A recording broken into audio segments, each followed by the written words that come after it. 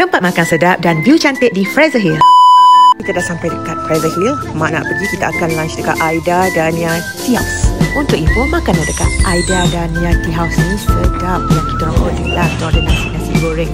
Antara yang kami order adalah nasi goreng Fraser Hill, nasi goreng Cina, nasi goreng kampung dan nasi goreng seafood serta scone.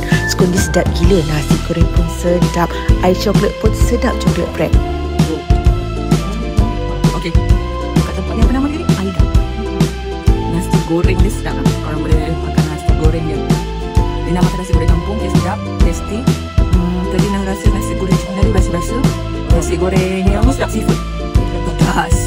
Nasi goreng Fraser Hill biasa-biasa tapi okey lah. Tapi nak paling suka seafood dengan kampung. Setelah selesai menikmati hidangan dekat sini, korang bolehlah ambil gambar banyak-banyak. Mesti memang cantik gambar dekat kawasan sini. Bolehlah OTT banyak-banyak.